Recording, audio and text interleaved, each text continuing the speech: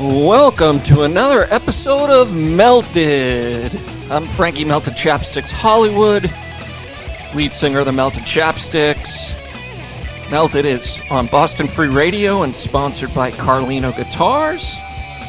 Today we have a very special guest, someone dear to my heart, Shahjehan Khan. He is in a band, he's in movies, he's a voiceover actor, he's the best thing ever with an AH. And really, just it's nice to have quality people, musicians, people that have helped me. He helped me years ago on various different levels. And very thankful for his kindness and his friendship. And he's joining the show today. His band, the Kominas, they've been in RollingStone, The Guardian. They have some great videos. It is a punk band out of Worcester and the Boston area. And I'm just really excited to learn more about his journey. And he's been doing some really exciting stuff. Anyways, I just want everybody to know that we're really excited. Our sponsor, Carlino Guitars, you can really just shoot over to Eddie's shop. He does custom guitars and straps. He's the hottest brand in the land, as we like to say. You can go to Eddie's store on 135 Mystic Ave in Medford. He is open Sunday 11 to 7, Monday through Friday 11 to 9, Saturday 10 to 7. He has everything a band needs. He, a few years ago, blinged out a Paul Stanley model for me. I may not be able to sing or play the guitar, but at least I can look good. He did a blinged out mic for me as well. Some of his clients are Paul Stanley from Kiss, Slash, Rick Nielsen, Cheap Trick. The list goes on and on. Eddie's a great guy and very helpful. So today, we have a dear friend, Shahjehan, who's coming on. We're going to talk about his career, what he's been up to lately, and we're really excited to talk about that. When he played for a band, Cribbage. Welcoming to Melted, the ever-talented, the ever-wonderful. If we could clone you 10 times, the planet would be a much more beautiful place. Shahjehan Khan. Thanks, man. What an illustrious introduction. Well, you deserve it, brother. I will say, you know, I've known you. I've been 28 for a few decades. And we met years ago. And it's been a long time. Yes, and it's been a real blessing to me because I started music later in life. So yeah. I would look at you and say, how do you do all those things? And you were like, you would be like, well, I spend thousands of hours in my room, Frankie, and that's kind of what you have to do. So I was like, okay. How's your day going? It's going pretty well, man. It is like absolutely gorgeous. I live out in on like Winthrop Beach, so we're just 4 houses away from the ocean. So it's like above 50 degrees. So it's like a pretty awesome day. I also just bathed and put on all my like beauty products before I remembered that this was an audio interview. Well, you know what? So obviously. Yeah, and that's the reason I didn't do the video. I said, this guy is too damn good looking. No, no, I'm kidding. I totally remembered. I had to take a shower. I hadn't showered yet. Which is, during Corona, it's been optional. I know, right? I've been accused by people, you smell like a nursing home. And I'm like, well, I'm 800 years old. And that's no joke. So it was snuck into my notes one day by a dear friend, Carly, who punked me. So it was really funny. Oh, wow. That's funny. No, it's been a good day so far, man. It's day 2 of my... before the new year, I was doing like early morning workouts.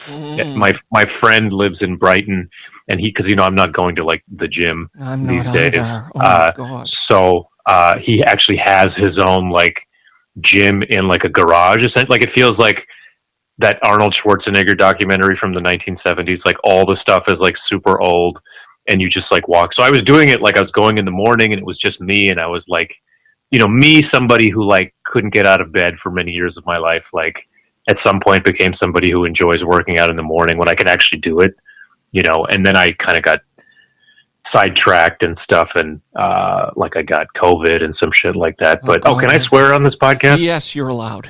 Okay. But yeah, so today is day 2 of my reacquired early morning. So, if you can make it to the second day, I think it's a good day. No, and that's how you build habits and things like that. I Yeah. mean, you just, one step at a time. And that's how, Totally. by God's grace, I made 10 years without alcohol 3 days before New Year's this year. Oh, we're so close. Mine was January 5th. Right. You just thought, well, and it's like these New Year's resolutions that never work. So I just did it a few days before. It's funny because the one that was right before that was actually New Year's Day itself, and it was almost too good to be true. I was like, "There's no fucking way this is gonna last." But it worked out because January 5th. It also happens to be my parents' wedding anniversary.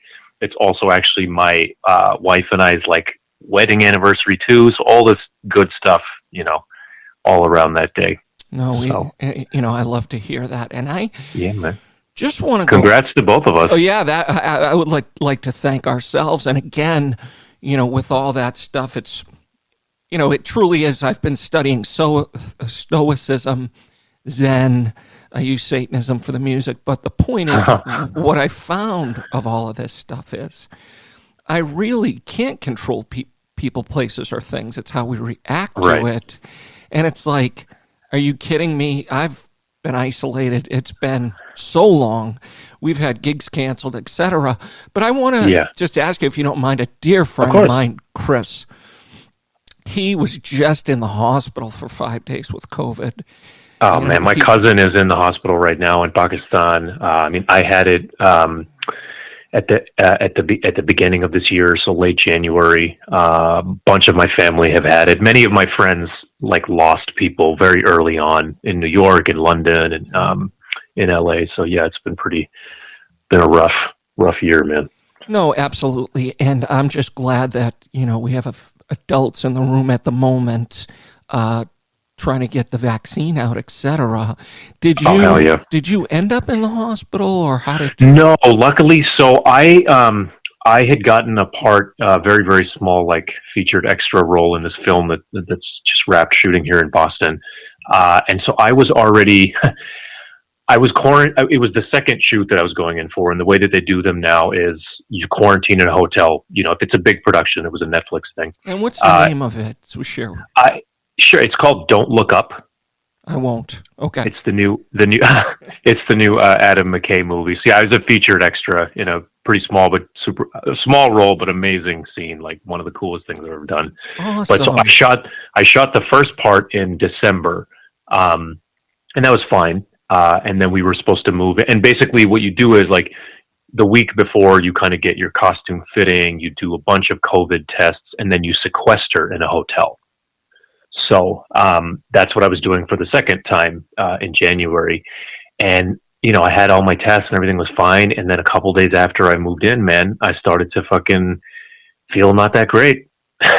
And so then I just, ended up in a few days later, I tested positive and I had to, unfortunately, eventually I did have to leave.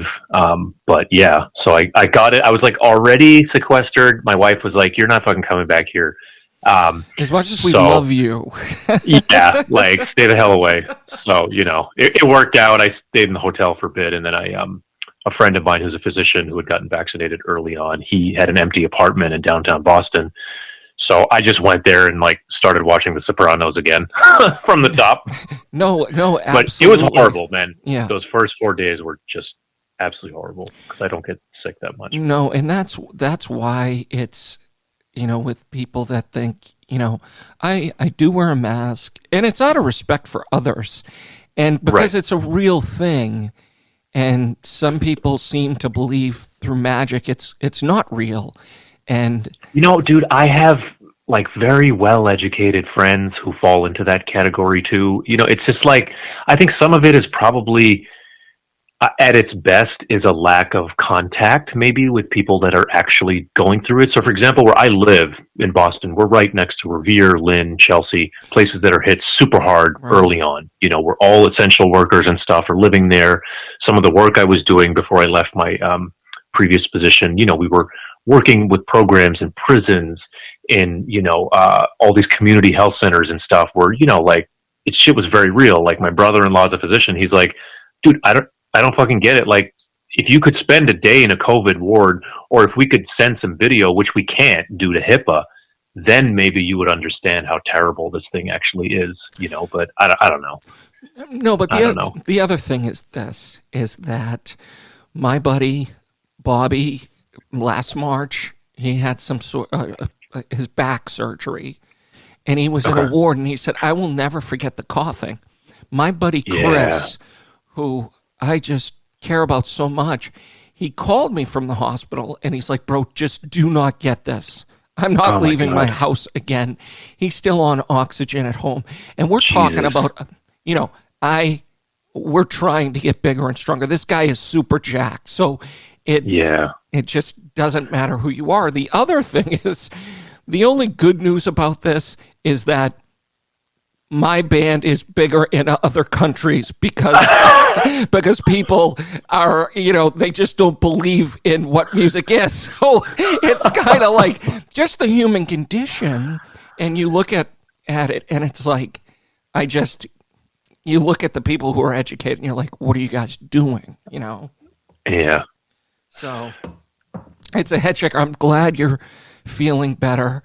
And thankfully there were no long-term effects. Like for 2 weeks, I basically had a fever for 10 days. But then after day 14, I started, and I'm fine. I don't have any long-term effects. As I said, I'm back at the ridiculous gym in the morning where I'm at by myself. That's great. Well, we'll probably have you try out for the Celtics if you keep it up, buddy. So that sounds like definitely something that we're gonna get you out there. I just wanted to bring you back as well. In my journey with music, starting so late, I had the absolute pleasure of hitting Mass Ave one night. And I saw Cribbage play. Oh, man. Yep. And that band was such a pivotal, obviously it's really sad that, I'm staring at Josh's black guitar that he, for people that are listening, this was a band that I formed with friends in recovery. And we went for about a year, and it was a very therapeutic experience for me personally, just because I had sort of left a semi-successful music career after struggling with addiction and stuff, and didn't think I would go back to it, and I met these super cool guys in the same place that you and I met, actually. Yes. Unfortunately one of them did, later, die of an overdose, but, we still, by the way, we repressed and remastered the CD that we had put up. Patrick had it done. I don't know if he sent you a copy. No, I saw it's on Apple. And, I have some. I'll send you one. Well, no, absolutely. My point being is that, in preparation for this, going back, when I went to Mass Ave and went to see you guys play, it wasn't not only the cohesion of the group, how great you, Patrick, and Josh were to me as a musician, and Rusty as well, just teaching me. To see the three of you get up there, and then after a song, it's drums, bass, and guitar, and then just see you guys switch positions. Yeah, and then you're playing drums. I was so fun. Who are these guys? It was really inspiring and amazing. And just, with this stuff, it's all of us trying to do our own thing. And that's why I wrote a song, Famous in My Own Mind, because it's just the mindset that everybody, I think with systems in society, and I'm going to ask you about this, that they try to take the artistic piece out of it. They want us to be robots. But Cribbage, it really was happening for you guys. And it was really nice to see you guys play live. Thank you. No, I think as far as that, look, everybody wants to leave some kind of impact on the world, and for me, so I think, but with that band, we didn't we wanted to keep going and stuff, and it's, but honestly, we just kind of needed an outlet for the stuff, we were sort of all kind of confused, living with our parents again, trying to get sober. Right. And the best part was that, one thing I'll say, as far as people in recovery, man, they show up, dude. Like, Yes. especially for, every gig, people would come. Like, and it wouldn't just be like other people. He'd be like, oh, I have a gig. They'd be like, yeah, and then, they never come. Like, people came, man. Like, you came, and like every gig I can, almost vividly remember, for the short, like year and a half that we were together. It was really, really special. Very, I hate to sound like whatever, but like organic, I suppose you could use that word. Maybe it's overused. I don't know. You know what? You're allowed to do that. Okay, thank you. Yeah, no, totally. And I think the other piece of that is because I was always afraid to do stand-up. And Right Turn, we had Woody on our other secondhand therapy. We have another podcast, Secondhand Therapy. And Woody Giesman, the founder of Right Turn, that place was a haven for me to, explore doing the comedy. They had writing classes. Yeah. And to meet beautiful musicians such as yourself, and then for you to have an outlet. Because what happened to me when I got sober, I had so much time, I didn't want to ruin my street cred, but I was at Target at 8 a.m. on a Saturday. Like, it just, you had so much more time. It's like... You're like, hey, maybe I'll buy some vegetables and, like, fruits and shit. Okay. But, no, I think that was a great piece for you guys. Yeah. To get together and do that band, and it was so special. And even Josh, he was going to come play with us at a open mic, and then he passed. And then I went to Mexico, and they had the service like so quick, but many people loved him. You guys, it was such. It was rough, dude. It was definitely the first person I've known that had passed from it. So some first person I was close with that passed in that way, Yeah, and but I guess it's really nice that you pressed it and that the music cribbage is back out. I have to hand that credit to Pat, man, to Patrick. He definitely took the lead on, it's not an easy thing to do emotionally, to kind of sit there and re-listen to that stuff and go through it. And, initially we were like, maybe we'll remix the whole thing, we'll go to a studio. But then we were like, maybe that's a little bit too painful. So maybe we'll just have someone remaster it. And luckily, I think it was, I have to double check, but Nick from New Alliance, I believe he, formerly New Alliance Studios. I think actually they moved from Cambridge, but anyway, so he did some light sort of mixing and rearranging, and then he mastered it, and they sound, they sound good and like raw and like what it was. I think we were like pretty good. We're definitely like a live band. We recorded that shit in Josh's basement. Like, that was the other cool thing. Like, just fucking around, like I'm sort of a half-assed audio engineer. So between the three of us, we had enough wires to crisscross, and I'm surprised we didn't kill ourselves. But like, we just, did it, and then did the overdubs and everything. And then that was it. No, and I think it's, again, and I don't want to overuse a word, but our journey, if you will. So it's kind of like, these better than organic. Journey, I think, is a better word than organic. Actually, have you said no to a project lately? Because I was just. Have I said no to a project? You're now the lead singer of Organic, and I'm the bass player. Journey's taken, but we're going to bring Organic back. That's good. God help us. What I really admired as well from you getting sober, thinking about coming back. You had cribbage. And then the Kominas, okay? What was that like? How did that happen? And I've watched some of the videos, and it's like, and again, people look at these different things, but you have so many followers on Facebook, and it's a punk band. But just tell me about it. You were in The Guardian, Rolling Stone, CNN. What's that experience been like? And you've, one of the videos, and there are many about the uncle. It's like you guys have so much fun. That's my dad. Oh, get out of here. Yeah, that's my dad, dude. He's the ultimate punk. He really, Oh, man. and I love the leather jacket. It's like, get that on. And but also politically, you're aware. Yeah. So tell me about your experience there. Sure. So, man, one thing, this band has been in existence for more than 15 years. So in one way or another, it has been tied to my adulthood, my adult life, for better or for worse. But yeah, man, I mean, it started also in a garage in Lexington, Massachusetts. It's something that I dropped out of college and stuff a bunch of times, and it became something which, picked up steam from the MySpace days and stuff.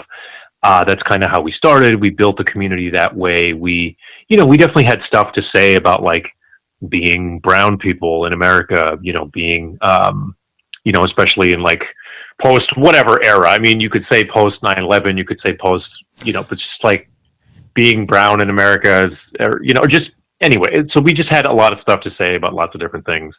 And it immediately sort of, I think, caught on in an interesting way we're a DIY indie kind of. We've never been on a major label or anything like that, but we were able to like tour a lot of the world over the years. Now concurrently, my addiction stuff was happening at that time too, so it was for a while my escape and my refuge and my the thing that like made me feel good and complete and all that. But it eventually got to a point where I couldn't show up for that either. So I basically, around end of 2010, we played like a huge gig in the New Year's Eve first night gig in Boston Common.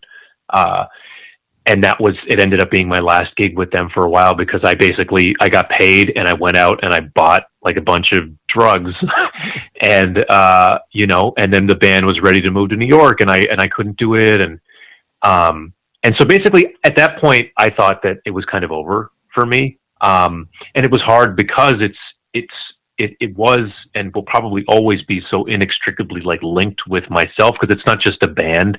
It's this like experience, it's all this stuff that's wrapped up in their identity and politics and it's like a movement, really. Yes, but for sure, yeah. I think it's the kind of thing that it's just like at the end of a show, like we get to spend time with people and like it's just I don't know exactly how to describe it. Like touring is one thing, but I just feel like sometimes and we're by no means like the only sort of group that does these sorts of things, but like in terms of the community that we've been able to build, we've just been able to have incredible like experiences with people like all over the place. But yeah, man, I thought that music was kind of out the door for me. I thought I had sort of like ruined it with addiction stuff. I stopped being able to show up to gigs and video shoots and things like that. And I just kind of found, around the time you and I met, I was sort of on the tail end of all that stuff. I was, I went back to school and stuff. I just had sort of tuned that stuff out, and then a year later, I think, cribbage started. So that was my first kind of like, oh, I could still do music because it was just such a hard thing, man. It was even all the steps, all the work. It was still these deep-seated like resentments, mostly at myself, definitely at other people, but mostly at myself. So that 4-year period in between the two eras, what I call, Kominas. So my first year of recovery, Kominas did another album without me. It was better. It was like awesome. I was like, oh my God. Yeah, you're I can't believe they're still, like totally being like whatever, was it Dave Mustaine or something when he's, like, not in Metallica, not that we're fucking anything like either Megadeth or Metallica. It's so similar. It just is. Yeah. But it's ego, right? Yes. It's like, and this is all the recovery shit we can relate to, being like, oh, well, I'm going to pretend like I don't care, but deep down inside I'm going to be like, motherfuckers. Yes. How could they keep going? And, whatever. And then, but, I had enough stuff going on slowly in my life. I got back into school at UMass Lowell. And, I started to like meet people like you and build my own community and then started playing with cribbage and stuff. And then basically around early 2014, me and the guy that co-founded the band with me, we started talking again. Now this guy, he's like a band. I'm sure I don't have to tell you is somewhere between a relationship and a marriage with your friends. So you fucking know everything about each other. You know what I mean? You've said awful things, you've done shitty things, but at the end of the day, you'll be friends for the rest of your life, even if you don't talk for like 20 years. So we got back in touch. He was like, he kind of, I think I helped him out with a solo thing or whatever. And he was like, hey, so, like the band hasn't done that much for the last year, but we've been kicking around these songs. And, my wife actually makes fun of me now where she's like, you came home and told me that, like, cause obviously like so she met me in that intermediate period, you know what I mean? Like right when in between Cribbage and Kominas. So Josh had passed away. And I was kind of like, I would still, introduce myself as, pretend that I was being all chill, but like, yeah, like I used to be in this band, right. Like, whatever. I don't even care about it, but it's like figured you should know. So like, yeah, so around that time, and then, little did I know, like I very cautiously was like, all right, I'll do these recordings. And then I was like, okay, I'll do one gig. And it was like a fucking awesome gig. But I didn't do the second one because I was like, no, I'm in my super important, like, history of civilization class in, at UMass summer program, which I totally could have skipped to go play this gig. But I was like, no, I got to stick to my routine. I said I would just do this one. But then we got another offer to like play at the Paradise. And then we'd film that video with my dad. But it was a slow reintegration. I think you were asking, like, how was it like, being sober now, I joined after I was, I think, 4 years in recovery. So I had very strict rules that I would follow, that I would try to stay on my own. I wouldn't, if I could help it. But, slowly, like, it happened when it was supposed to, man. I was ready for it. And now, since then I've toured the US several times, Canada, Europe. We even went to Morocco, did like a huge gig in front of like thousands of people. And I've been able to do everything that I never thought I could do sober. It's been a little quiet in the band for the last, obviously this past year, everything's been quiet. Well, yeah. But yeah, I don't know what the future holds. Like, we're all, a couple of us are, in our late 30s now. 28. So, I call it 28 again. Just stay at 28 with me. Yeah, I mean, we say, but it's like I live here. 2 guys live in New York. 1 guy lives in Toronto.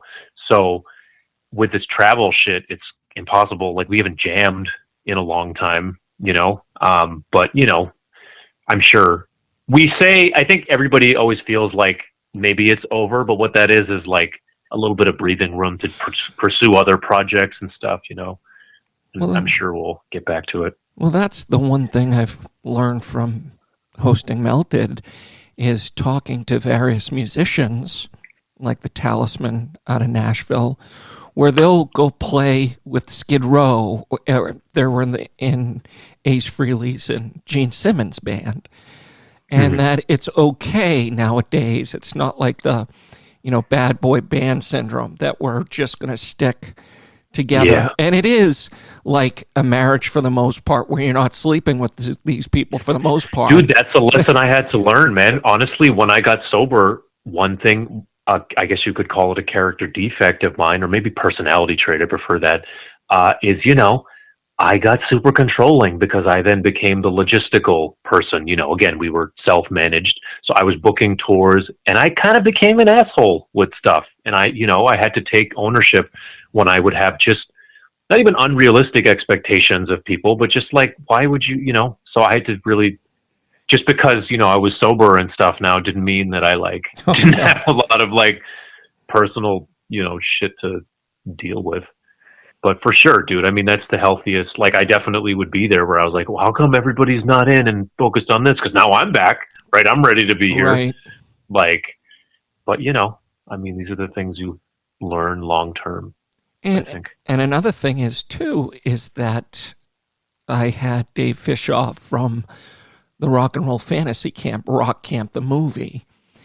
And just to see these campers going in at 40, 50, 60, the good news is that as long, it's not like you and I are going to Michael Jordan's fantasy camp and you dunking on me. It's like music you can play forever. So yeah, man, and there's no rules. Honestly, like the things that we tell ourselves are just the figments of our I think that's the long term, whether you want to call it recovery frame of mind or whatever. It's just like to just always know that you really are only limited by like your own conception of who you are, and you can constantly redefine. One thing my uncle always used to tell me was like, if you just always just redefine success for yourself, and you can always you can always try again. And like, as long as it's at the end of the day, you're doing it for yourself, it'll work out, man.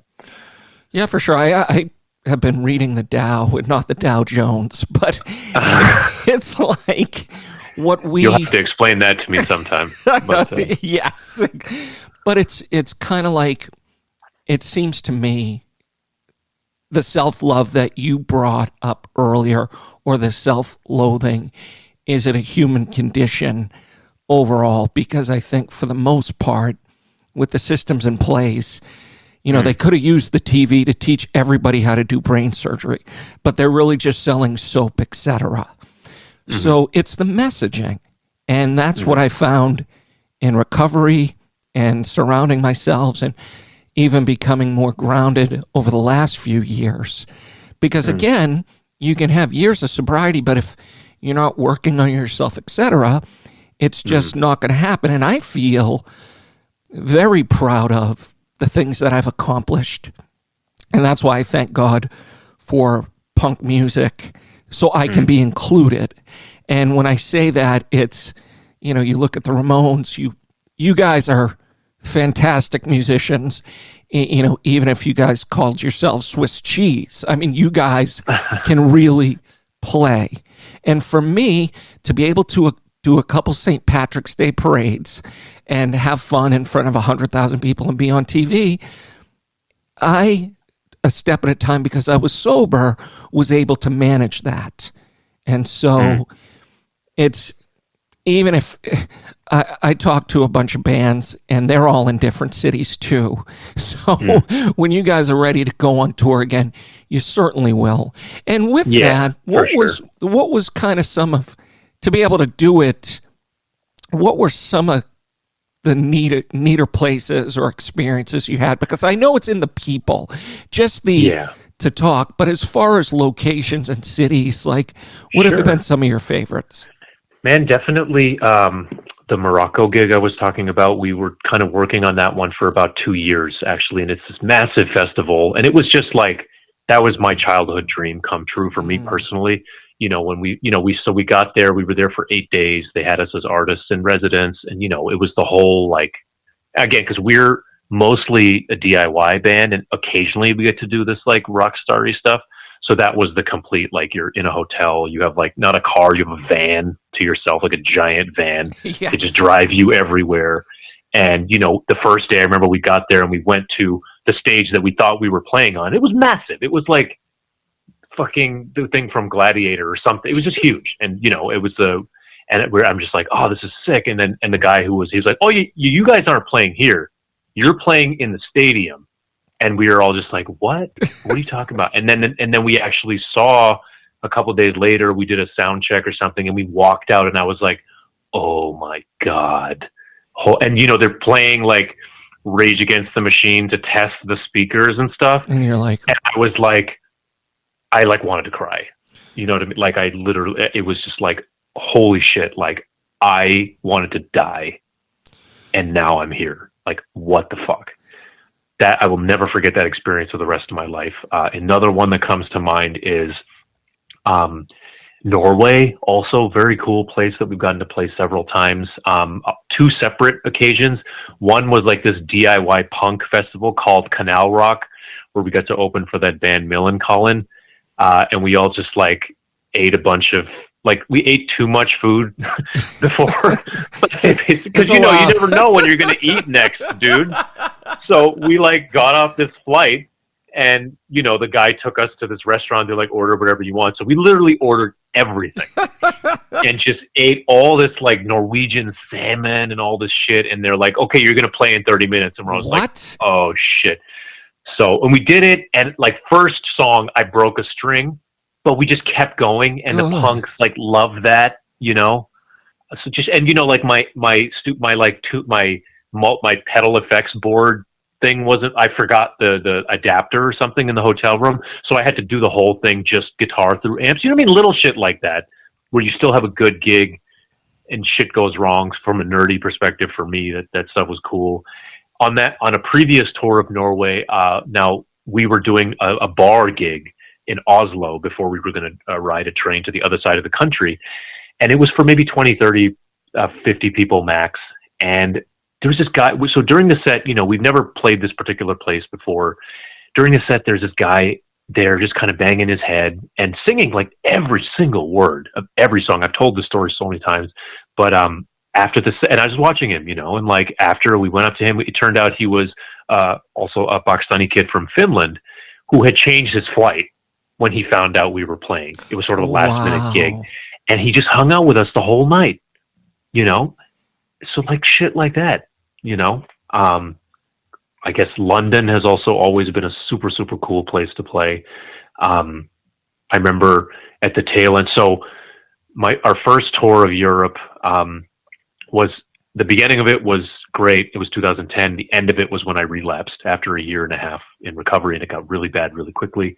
So being able to do that again, play the same venue again, a few years ago. And this time, it was packed with like our fans, whereas before people didn't really know us.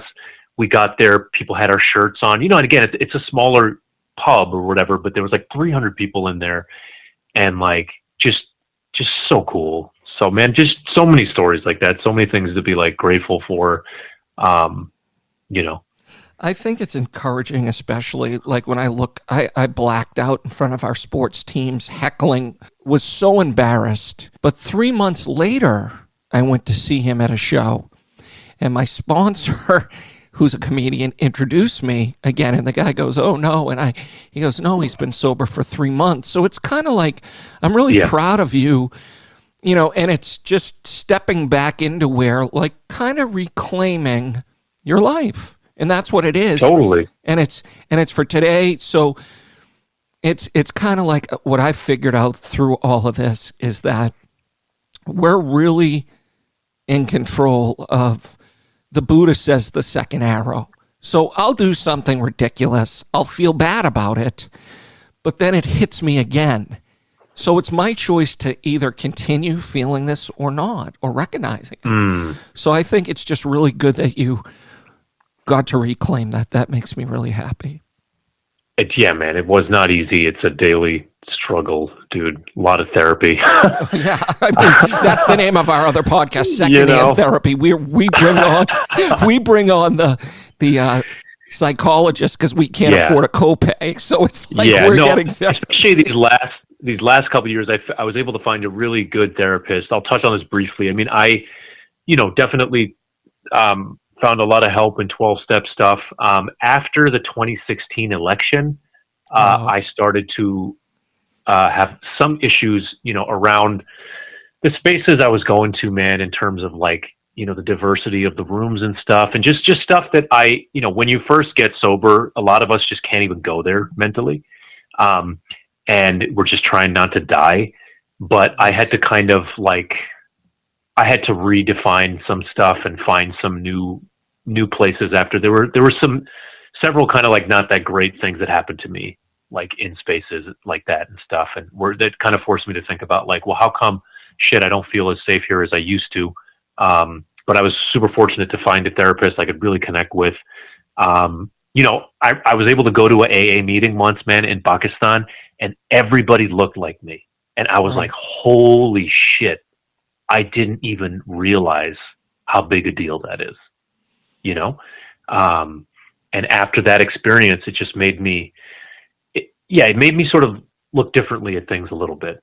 But I'm really very, very fortunate to, especially in this pandemic shit, the plus, I mean, it sucks to not be able to go in person, but to be able to, find spaces and places where, I've done some Zoom meetings. Like they have some good New York ones at midnight. And I was able to speak for my 10-year. It was great with my buddy Guy, awesome. Which is good stuff. But I think the other thing is that with the pandemic, I've been really isolated. And you and I were social people. Yeah. And to Do you have a partner, or are you living alone? No. I'm alone. But I still have people I reach out with, and for sure, et cetera. But this kind of comes down to the political activism of your band and just in general. Yeah. Because I think when you confront people, especially with the activism that has happened with Black Lives Matter through the summer, and my father's a police officer, retired, but, was just full bore backing somebody, and not that one is better than the other, but I don't want all this nonsense, racism, having the Capitol attacked, to just realize that, being brown in America, let alone African American, and I tell my friends or people, if you want to get down to it, I point them to George Carlin, who talks about the 1%. I love George Carlin. Yes. Love George Carlin. 1% owns everything. This is all an illusion. And I'll bring people, and I'll bring my dad back to, if we talk sports, we're fine. But if we talk about real life matters, I'm like, Dad, I hate to break it to you. This country was founded by a bunch of very wealthy white guys that are still in power. And when you look at technology and 1 billion people aren't eating, it's such an illusion because if supply chains break. I said, Dad, do you know how to farm?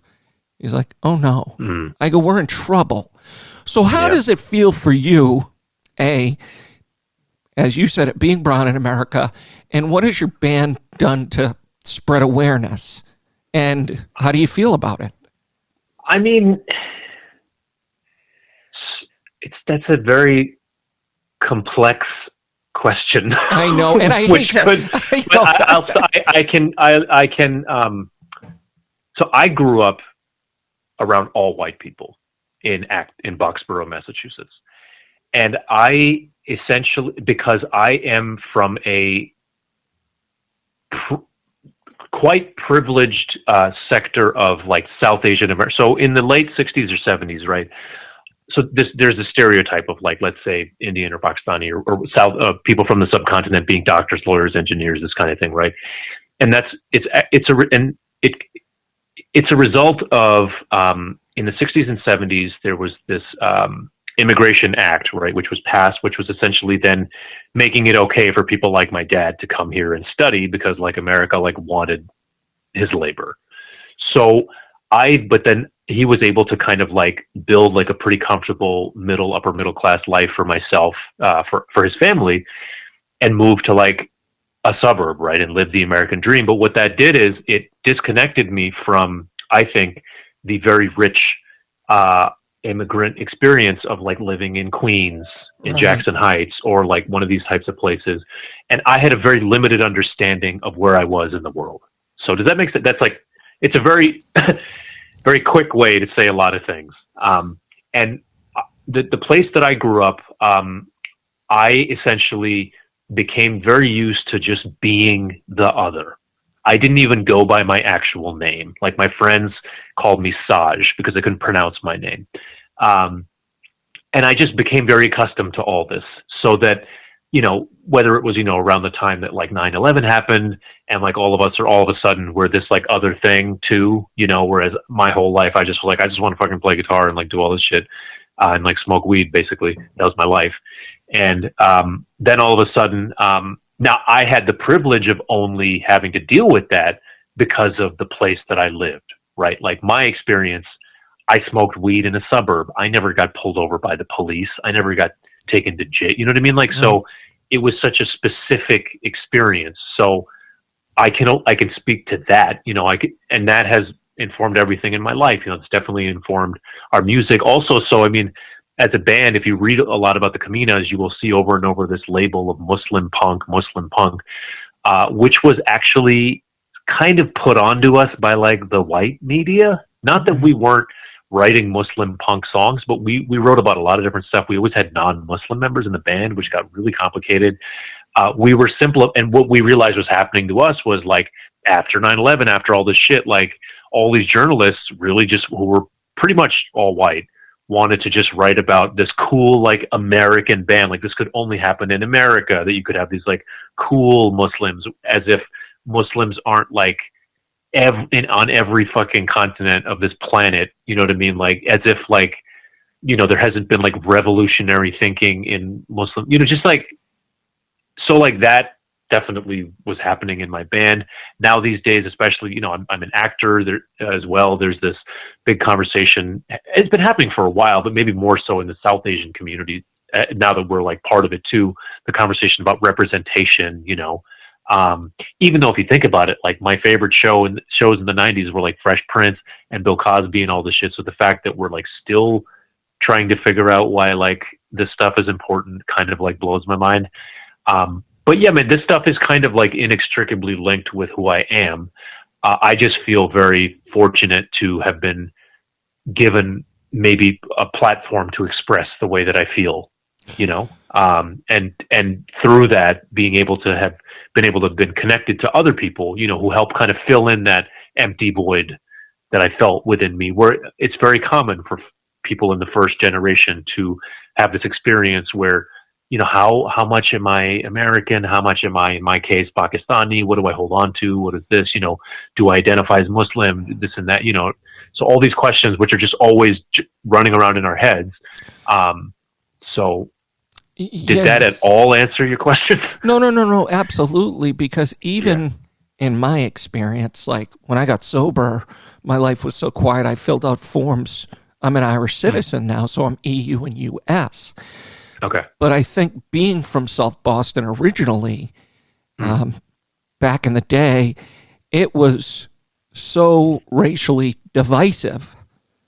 It was, you know, really, and we were raised that way. And then also, I think one thing I do want to say, I think it's always been that way. Like, talk to some, like, I think for some of us, we are just becoming aware of it. But it has always been, and that's the difference. I think that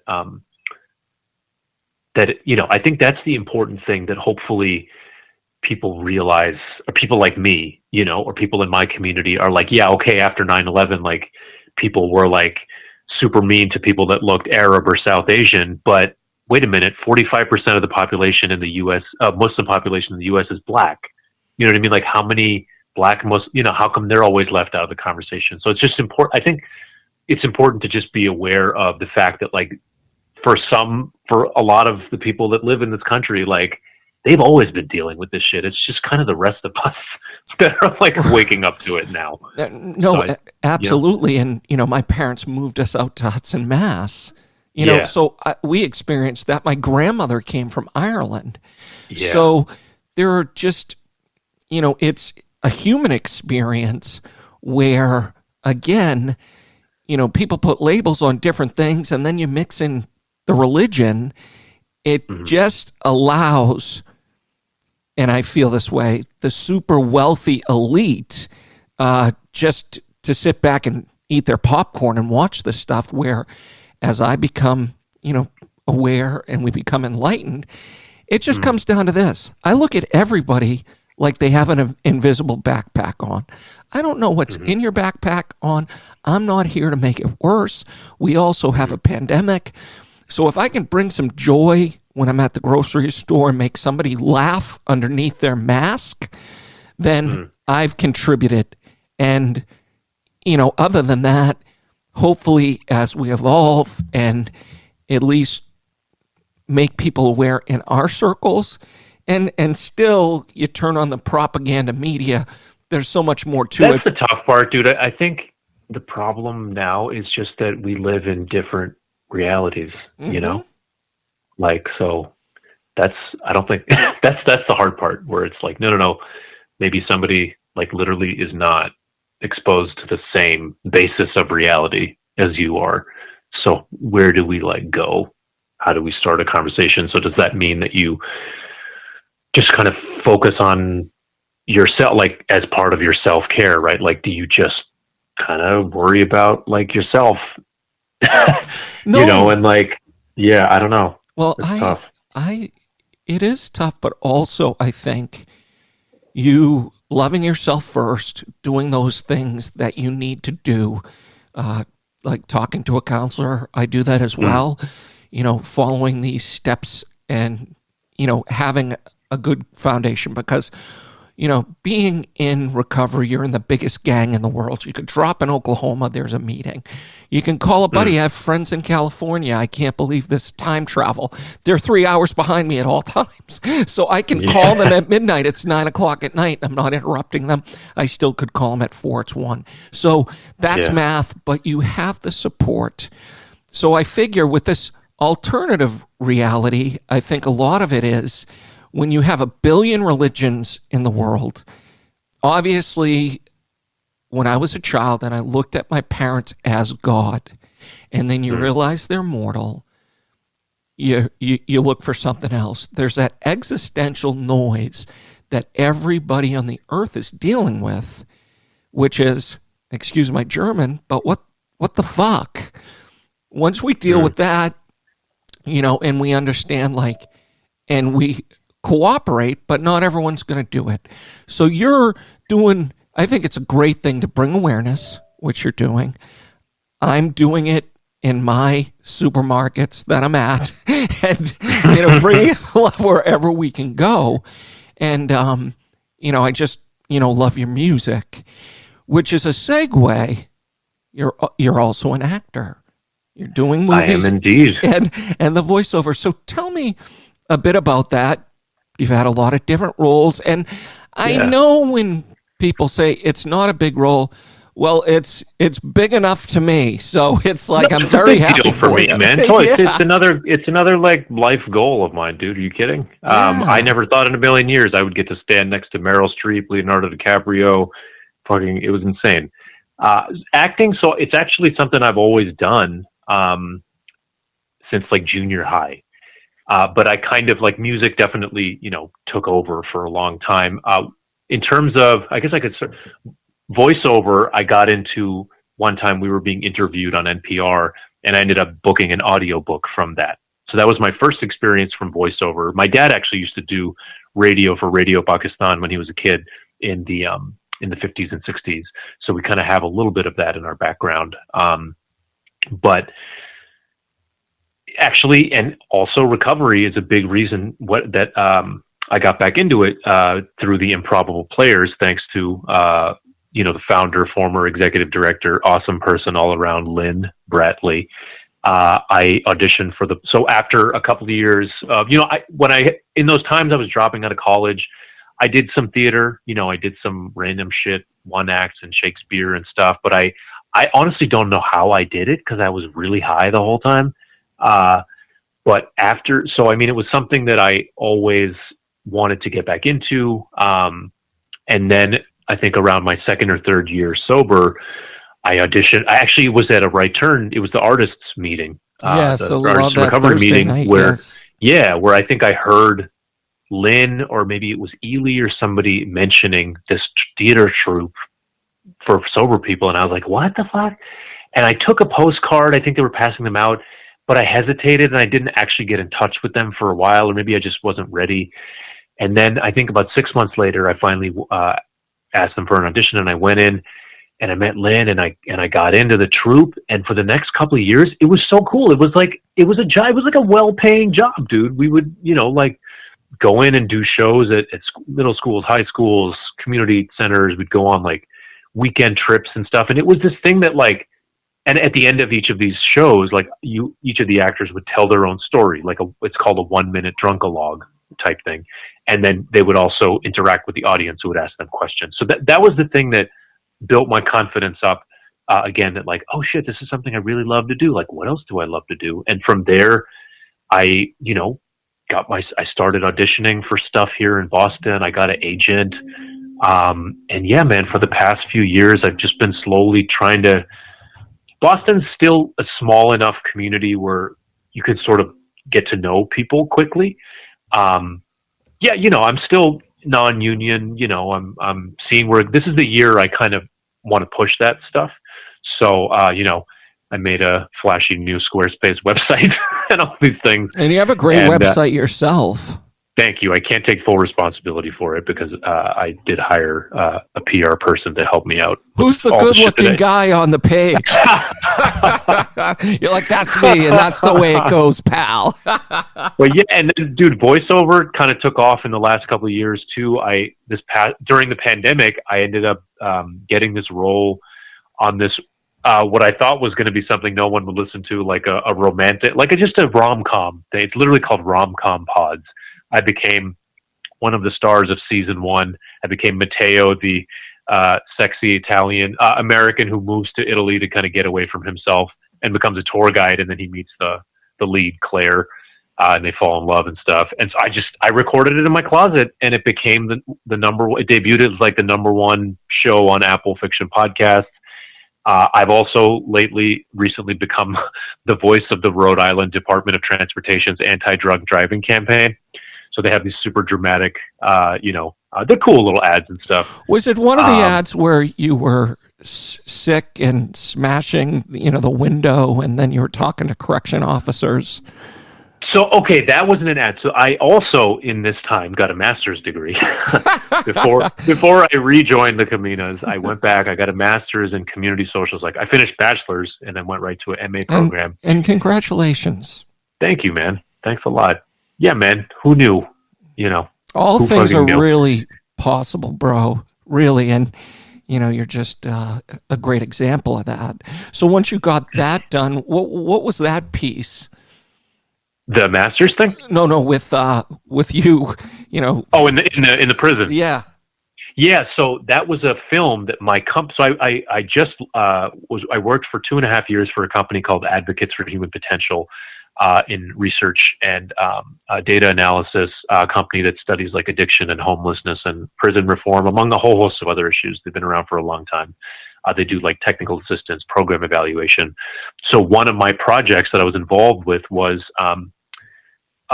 there's this kind of like a national effort to reform the way that we deal with substance use in prisons, and to try to finally maybe compassionately treat people that have a substance use issue. Right. I mean, I don't think anybody should be in jail for fucking drugs in the first place. I'm just going to say that. Right. But so this prison in Philly was piloting this 4-hour intake procedure for someone who's coming in for opiate withdrawal. And, now opiate withdrawal, while you can't technically die from it like you can with alcohol, people will commit suicide. All sorts of awful things can happen. Awful. And sometimes it can take a week. I don't have to tell you, I'm sure, but it can take a week to like get somebody in, and they just keep them in a holding tank or something. So Philly was piloting this program, and we were there to make a short documentary about it. And as part of the documentary, they needed somebody to sort of go through a detox in the prison. So my company asked me. Now I'd been doing kind of like, whatever voiceovers for their modules and little kind of skits and stuff. And they were like, hey, so how would you, because obviously you can't just go into a prison and start filming shit. Like, that's just not how it works. Unless you're like the series, The Night, unless it's like a legit thing. So my company was like, how would you like to spend 2 days like deep inside this prison and like act as if you are an inmate going through these procedures? And I thought it was one of the most like incredible experiences, not just as like an actor, but as like a human being. I've never, again, because of I've made a lot of things for decisions that would have landed me in jail, most certainly if I looked a different way, or if I lived in a different place. Definitely if I looked a different way. I spent 2 days with some of the amazing people. I got to meet a bunch of like incredible folks that were there, and just kind of further reinforce my suspicion that prison is just a heartbreaking place for somebody. You know what I mean? So that's what that was. That wasn't. That was actually. It was this video that I had the good fortune of being portraying somebody that was going through withdrawal. So they took me around, and I guess at one point I was pretending I was acting. I'm screaming in the holding tank, and some of the other inmates were like thought that and some of the corrections officers, like, it's kind of a funny story, but they like ran because not everybody knew that there was filming happening. So apparently they told me I was doing a good enough job where the corrections officers were like, oh shit, what the fuck is going on? So that was gratifying. Yeah, but, it's a terrible thing in, prison, etc. And just, I think, kind of the theme through recovery that we've both received and been able to pass along is compassion. And we need more of it, 100%. So tell all of my listeners where we can find you, et cetera, on the different social media platforms. Well, the easiest thing to do now is just go to shahjehankhan.com. This is the first time I'm saying that publicly. How exciting. It only took me fucking 5 years of self-doubt to goddamn put together a fucking website. You're magical, baby. You're magic with an X. It's got all you need to know there. Yeah, man, just go there. You'll find everything. And then we'll keep it going. So it is so nice to reconnect. Thank you so much, bro. Thank you, man. Thanks for having me. We'll keep the tour going. I love you. Hell yeah. Love you too, man. Bye-bye. Bye. And another great episode of Melted. If you listen in the background, that's Joe Filoni going wild. You can get lessons at Carlino Guitars. Want to thank Shahjehan Khan for joining us. What a blessing, what a good friend, and what a great example for artists everywhere to just keep your art going and doing great things. And we wish him much success. And we love you all. Keep up the good work.